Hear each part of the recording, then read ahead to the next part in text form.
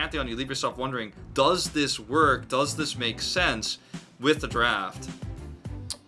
Well, I think he's going to have to get some pretty good ganks off early on in the game, right? Pantheon does have that pretty amazing kind of gank set, or utility kit, I suppose I should call it. But as you mentioned, it's going to be rough to gank for the Corki. You can kind of just be pushed away by the Scatter of the Weak. Gnar, unless he's in Mega Gnar, is going to be very hard to lock down the cannon. And, maybe they'll look bot lane.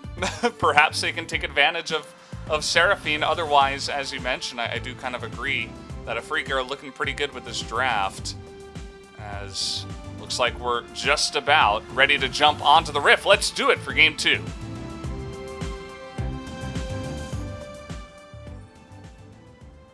Zoned out, and actually Henna's going to like to fight this. So this is actually going to pull the priority away from red. But look at this delay.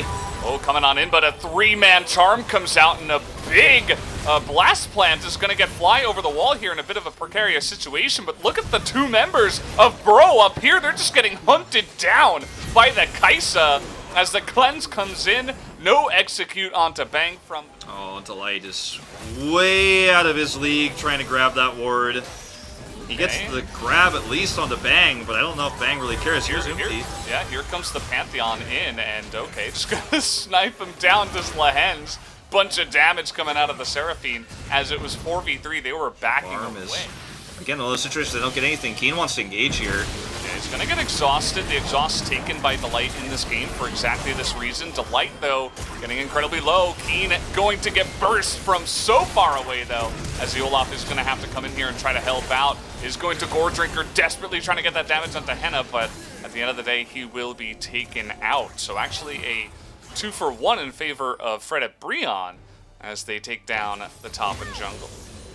I can feel Chronicler's frustration for the Afrika roster's mid to late game woes from here, Oh, we're having a lot of action, actually. Hoya's going to have to hop away. We got Umti doing a lot of damage in the front line. Bang and Lahens trying to deny this Rift Herald take from going down. It looks like they will be successful and should even take it themselves, potentially. They don't have a smite, but Umti's nowhere to be found, so they say, okay, thank you very much. We'll take that down and hand it over to Bang. And it does feel like that's kind of the goal right now, is to dive that. Yep, there it is, just waiting in the brush. Easy charm into easy death of the enemy support. Somebody had to check it, and unfortunately that job falls into the lap of Delight. Lots of extra damage for a Syndra at this stage in the game. That's not who we wanted to hook. The Olaf, pretty scary. Bit of damage coming out here, and this is the one thing that Bro do out here. Lava, though, gonna get stunned down, and they're trying to burst him down, which is one of the things that Afrika have in spades in their comp. Nearly able to take him out and actually forces him back. He's got TP, but they're still gonna... Yeah. It's going to come back in. This is the Drake fight that they need to prevent. Fred and Breon need to win this fight, absolutely. Charm is not good. This is actually their opportunity to bring this game back. Yeah, well, at least the Moonlight Vigil is also going to sail wide. The big one hits a lot of them. Here comes the Pantheon in with the Mega Gnar, but Keen immediately into the backline, able to get huge backline access, but doesn't have much help from his damage dealers as they all get zoned away. In comes Bang, though, able to take away that front line. Gonna get sniped down by Henna, has to be careful. Backs away here, very low health bars on the side of Afrika, but 3-on-3. Uh-oh, looking for a big flank. Is kind of all by himself here. Thankfully, he is Pantheon, as he has that big shield, and actually nearly goes down, but thankfully that Lantern is there on time. Delight saving his life at that point in time. Lands so close to getting Moonlight Vigiled and killed. Just straight from that one ability. Pantheon can come right back into this. You've got to be careful.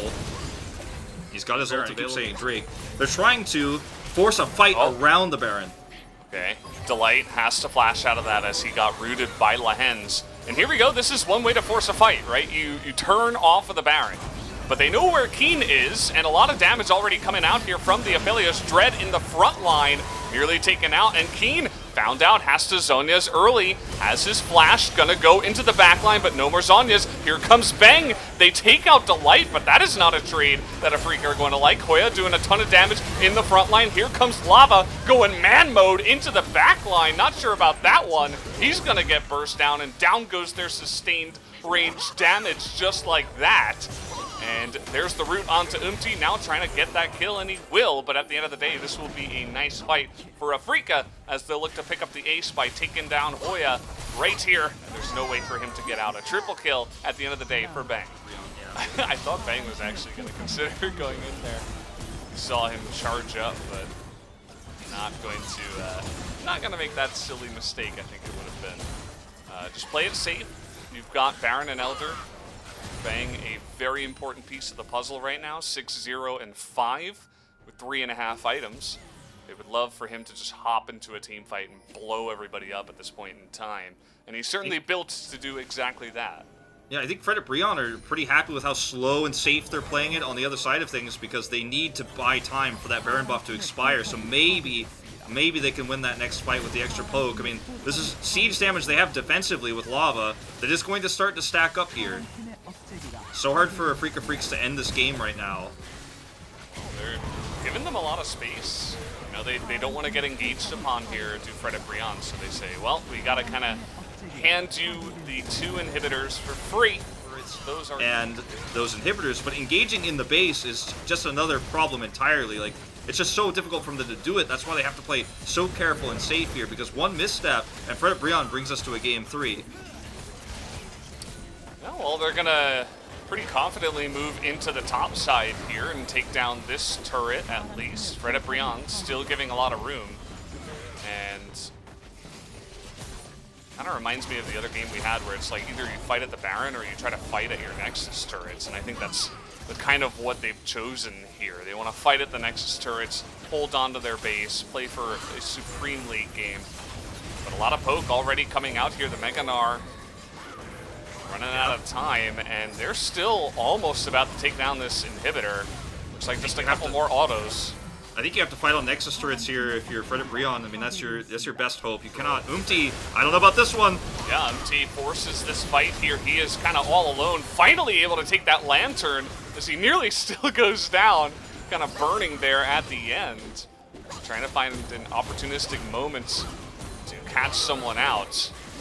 But huge shields now coming out here, able to get on top of Hoya. There goes the Pantheon into the backline, but also is the Kennen. And into the backline he goes, but Lava gets a huge amount of damage, shreds through that backline, and Bro may have just held on. Lehen's just barely able to take that kill down, but now it's only Dread who's going to have to try to run away from this one. But there is no escape, and that is an ace here for Fred and Brion. This is exactly what I'm talking about. You fight on Nexus turrets. You fight as they're in your base, right? You don't try to fight on this is the fight to decide the game, very likely. And for the first time on an objective, Afreeca Freaks do not have control of the Drake Pit. There's no teleports available. They teleported to try to fight the Elder Drake rather than go for the base. No steal available, but Umti's probably dead. So at least they get the Pantheon here. And, well, actually trying to get onto Bang. That was a little bit scary with the Elder. He could have potentially executed him. But this was desperation. They're going to lose one Nexus turret just like that. And I feel like you're up against Cephalios. And he can shred some minion waves pretty fast as well, especially with the right weapons. But they're going to wait. Here we go. Fight on this Nexus turret, it looks like. Yeah, I mean, I think that's their best fight. Just again, Umti's going to try to ult from behind. Okay, they're going to push out of the base here. It didn't work this time. Ults in, the Meganar gets 0 value. Hopping forward, no ultimate used. And Afreeca's disengage there is perfect. So good. So well done. Now they can get the second inhibitor. The top inhibitor is being pushed down by a million minions. Baron buff for 30 seconds. Take a look at this Cephalios damage, though. It's insanity. That was like 3 autos. Take a look at all of their health. It's so rough, and that's not even factoring the Corki. Uh-oh, Keen. Oh, he's doing a lot of damage himself, but he's still got to get out of there. I don't know about this one. Oh, Lava gets caught out on the top side. Bang able to execute, and this is what you wanted. They finally get that charm with Lehen's as well, and that should be the end of the game here. Henna not able to flash away and get anything done. And Hoya, it will be the same for him. And in 40 minutes, you know, it looked kind of close. It looked like that super late game we were talking about could potentially come through, but not this time around. Afrika will pick up the 2-0. What a beautiful game of League of Legends, though. Just not able to get enough of a front line in front of him, and not really able to have that front-to-back team fight that he would have loved to have. You see that the most damage in the game goes to the Corki. I don't think that's a surprise to anyone. Everybody remembers Corki Ezreal meta, where it was just like, okay, I mean, Corki Azir, of course, in the mid lane. There's just tons of damage.